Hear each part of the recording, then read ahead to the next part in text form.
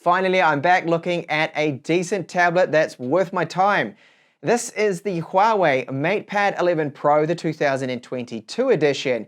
Super slim design, it's only 5.9 millimeters, yet it packs a 8,300 mAh battery, which is good for at least 10 hours of light use, if not more, and it has 40-watt charging.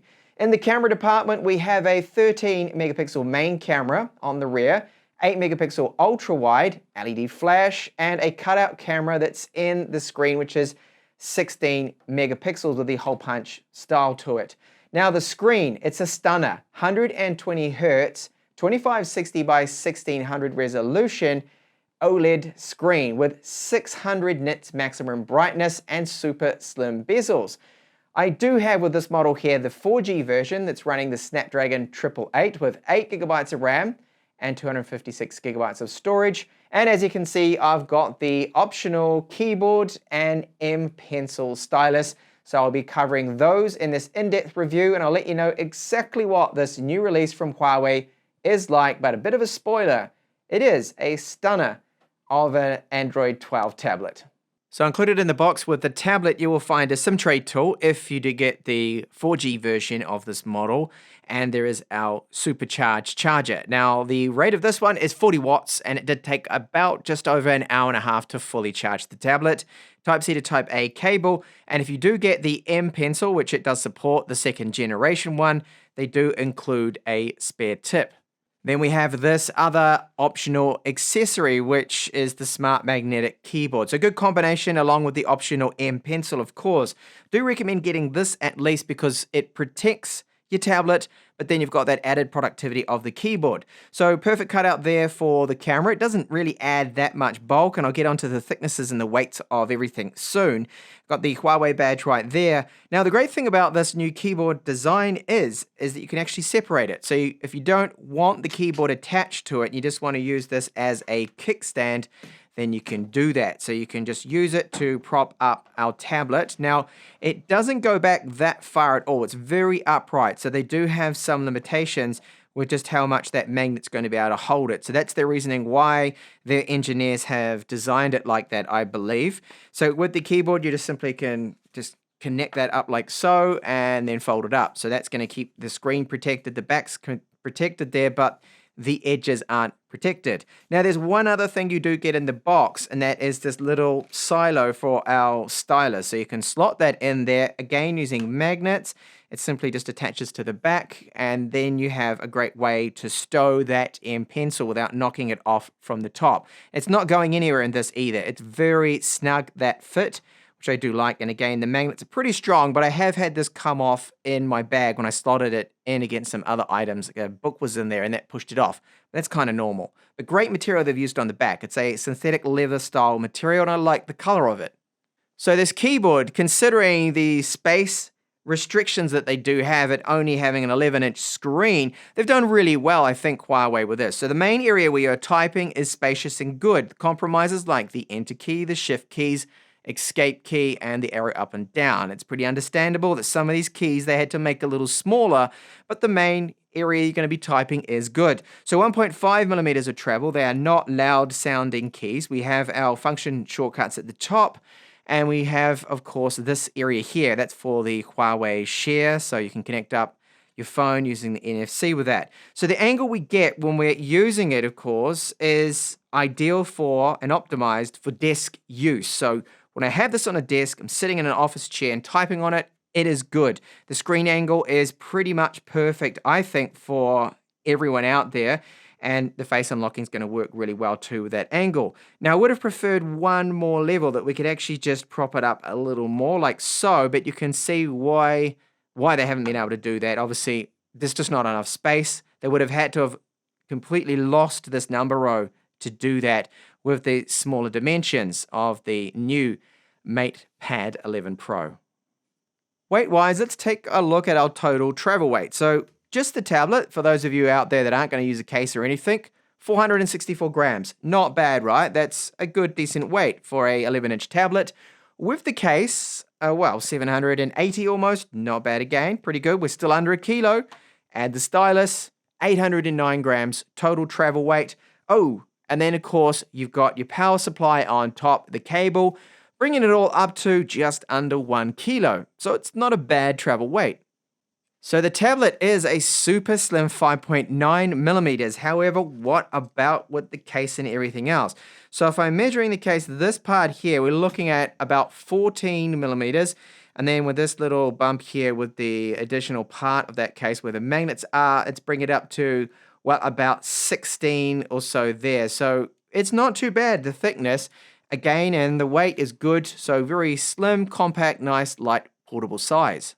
And when you look at it just straight down here, you can see just how thin it is, and it feels really solid. This is not a tablet that you're going to be able to easily just bend in half. It's not flimsy. It feels really good in hand.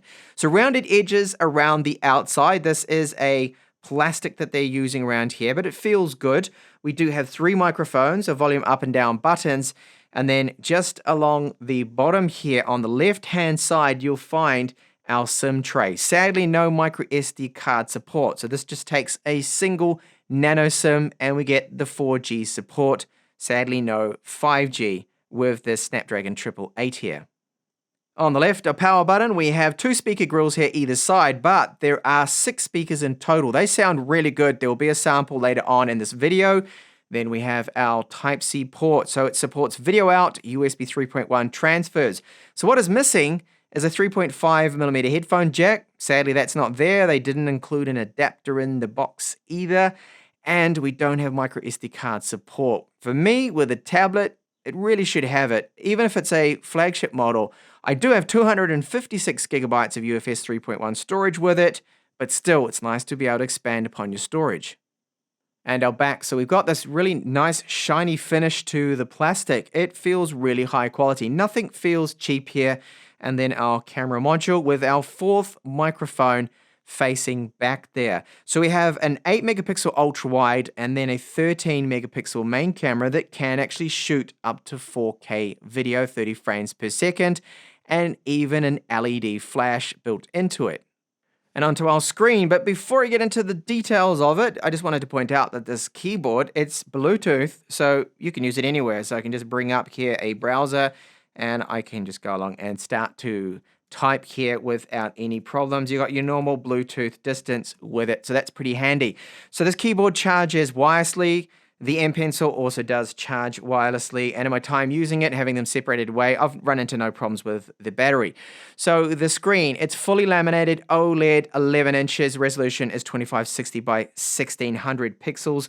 It really looks good, and everything is fast and fluid in this UI. It's a fantastic screen. I'm not seeing any banding, I'm not seeing any flickers with it or any problems, and we do have a very slim bezel, as you can see. It does have a 80 or close to 88% screen to body ratio. Maximum brightness is 1600 nits.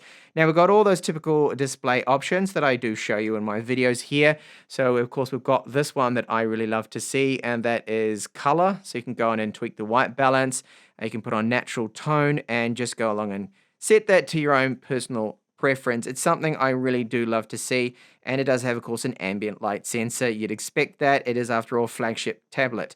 So the refresh rate, you can change it and force it on to 120 Hertz, which I've been doing most of the time, but I've just got it on the default settings at the moment here, just to show you. So it's going to alter it dynamically between 60 and then 120. Sadly, there's no 90 Hertz option, which would have been good.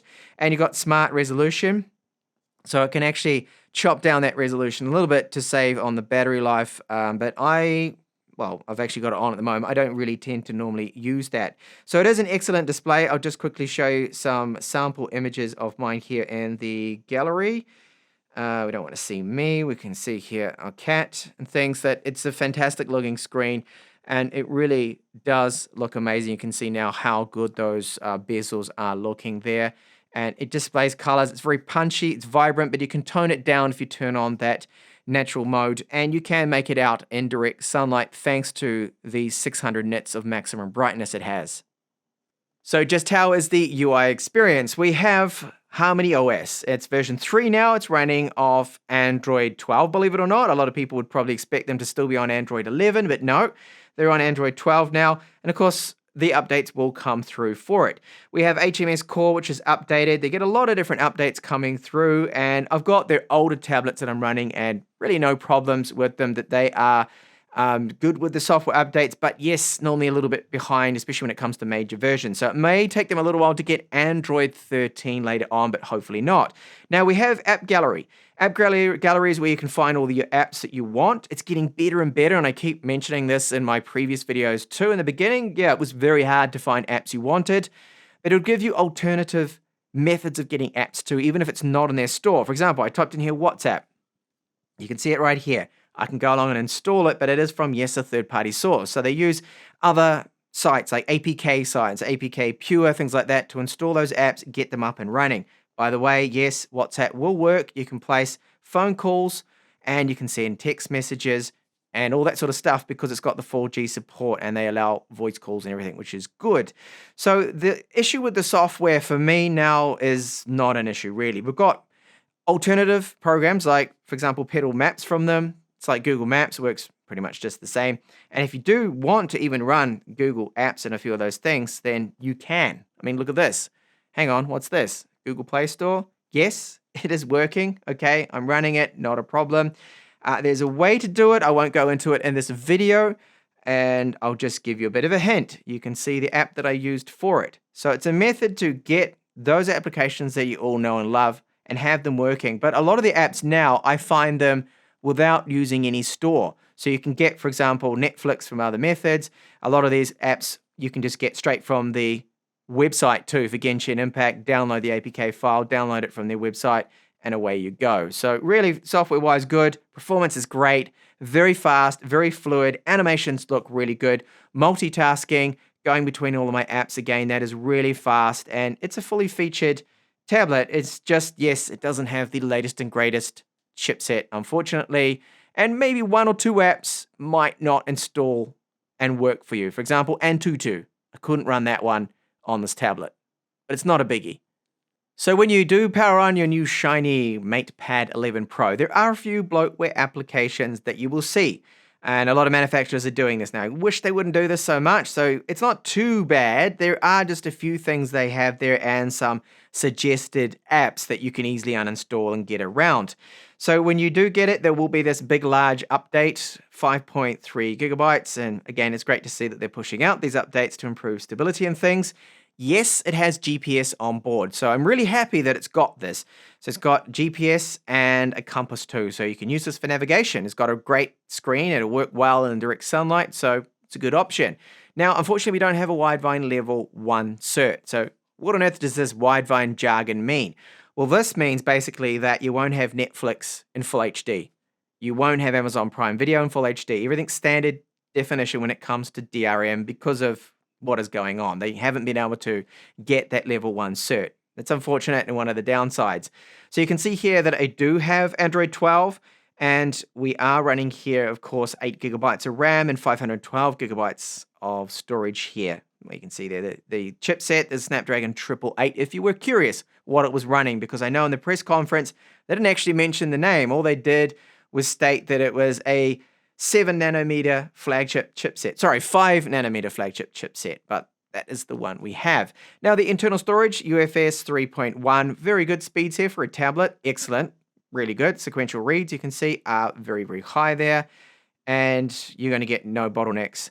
So what about this here, Wildlife? This is a synthetic benchmark. You can run this on your own phone or tablet. Decent score, but of course, it's not going to be up to that of what we have with the Snapdragon 8 Gen 1 and the 8 Plus Gen 1. It's falling behind there a little bit. Did it throttle? Yes, about 30, almost 30%. The performance does drop down after running this test, looping it for 20 minutes. It's very demanding. That's kind of normal with the Qualcomm chips. Sadly, they throttle quite a bit. But it doesn't really get that warm, the tablet, either when you do intend to game with it. Battery life. So I was not taking it easy on this tablet at all with this example here. So 8 hours. I was playing Genshin Impact for at least about 3 hours. So not bad considering. The game, yes, did burn through it. I think it took about 3 hours to go through about 30% battery. But if you're just light use, you should definitely get 11 hours, 10 hours of light use on this tablet. with its 8,300 milliamp hour battery. So not bad battery life performance.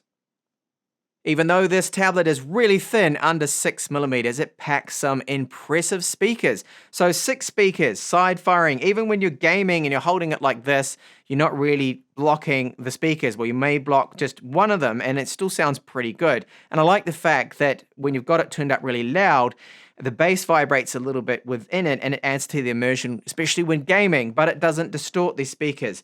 So there is no 3.5 millimeter headphone jack with this. You need to use one of these. They're very cheap. They're easy to source. Unfortunately, Huawei doesn't include one. I don't know why they don't. I guess they want you to buy one separately. Anyway, these speakers, I'll give you a sample now. And yes, I'm in YouTube. That's working, the app here. And I'll just jump into this. And you'll hear just with voice first and then onto music, just how good this sounds. It's got a lot of bass and good volume, but no distortion.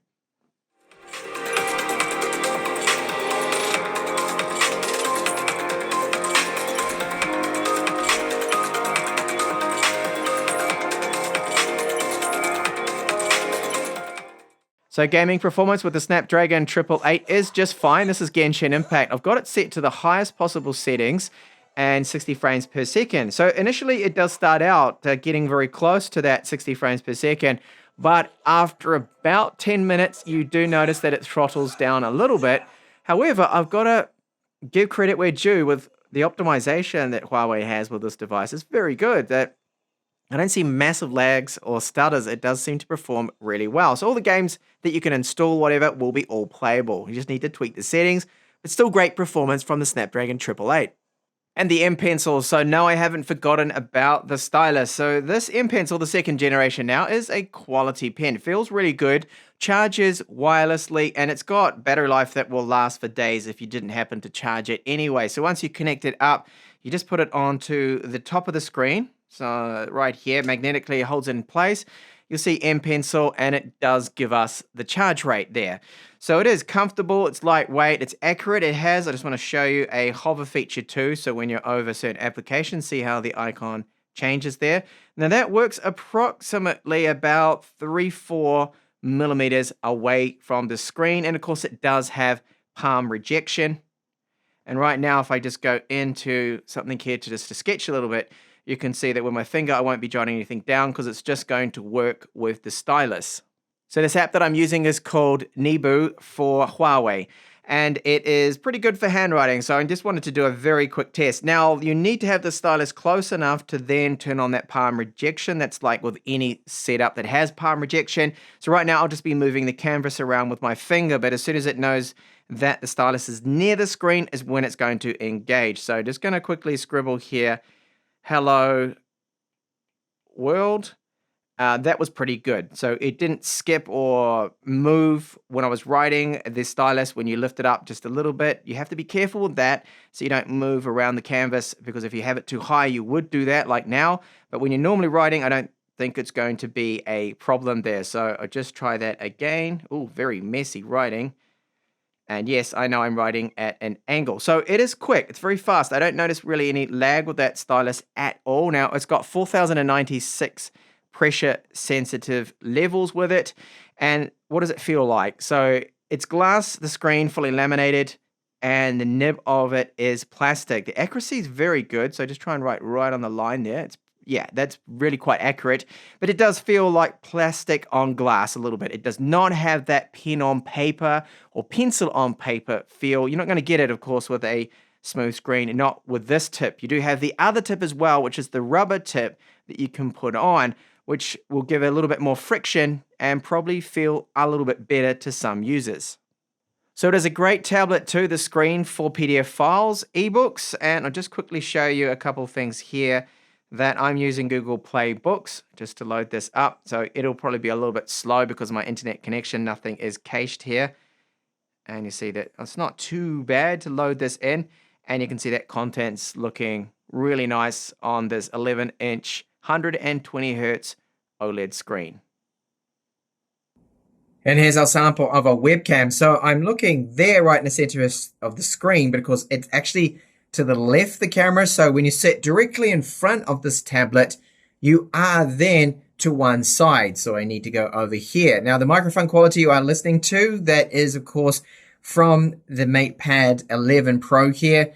And the video quality itself, well, we do get 1080p 30 frames per second, and this performance is good. It's quite bright. I don't have any extra lights on. It's actually looking a lot brighter than it really is. So it will work out fine for those of you out there that are going to be using conference call applications or Skype or something like that. Anything for just voice chat is going to be just fine for that. And video quality now from that 13 megapixel rear camera. So you can't shoot video with the ultra wide camera. Vera, say hello to everyone. We got a little bit of digital zoom. As you can see, that's just 2 times at the moment. And it's a 4K resolution, but there is no electronic image stabilization. So while the video quality looks quite sharp and, well, reasonably detailed here, it shakes all over the place. So I don't see anyone really using that too often, but it's not bad for a tablet. Then just quickly a few camera samples. So I forgot to turn off the beautifying mode just then. One here of my other daughter looks reasonably good for a tablet. And an ultra-wide photo looks, again, okay. That's the 8 megapixel sensor. And this is a 13 megapixel shot of my cat, Vera. So for a tablet, the cameras aren't bad at all. So a very quick recap here. There's a lot to like about this tablet. Runs Android 12, stunning screen, great stylus, good keyboard. And I'll just comment too on the keyboard design that they've done a really good job. Don't get me wrong here with this keyboard. It's great to type on. However, there are some limitations to it with the new design. I love that we can separate the keyboard. We can run this and have it on like a setup with a kickstand. It's got its own kickstand now. But this is where we run into a bit of a niggle here, that the angle for me personally is a little bit too upright. And I wish I had a second choice here with the keyboard type cover. Well, this magnetic keyboard. You can prop it up in just that one single angle. As you can see, it's quite upright. For desk use, like right now, absolutely perfect. They've optimized it for that. But some users that are quite tall would maybe want it to be just back a little further. But unfortunately, we cannot do that, which is a bit of a shame. Speakers, really good. The build quality, the weight of it, nice. Battery life, over 10 hours easily if you're just doing light tasks, maybe even 11 hours. It's really good. Performance-wise, ROM is fast, fluid. Animations are really smooth. No problems. I don't know what magic they're working there, but it doesn't feel like a last gen laptop tablet at all because of the performance. It's great. So Snapdragon 888, it's not the newest and the greatest. It only has 4G support, not 5G. This is where we get into the cons. There's no widevine level 1 cert, so Netflix is in standard definition, sadly. Doesn't have a fingerprint reader. It doesn't have a 3.5mm headphone jack or micro SD card support. So some of those cons are minimal for some people, for others they could be major. The other is too that maybe 1 or 2 apps you might not be able to install or run. Geekbench and Antutu did not want to install on this. They gave me a phrase error or something, it told me, so I couldn't install them. But all the apps that I normally run, including WhatsApp, can be run on this. You can place calls on this too as well. It's got video out, so it does have some extras that other tablets simply wouldn't have. But overall, end story is, it is a fantastic piece of hardware, stunning screen, really nice to use, and I think most people should be able to find all the apps they do need to run on a really nice piece of kit like this here from Huawei. So that is the full story of the Huawei MatePad 11 Pro, the 2022 edition. Thanks a lot for watching this review.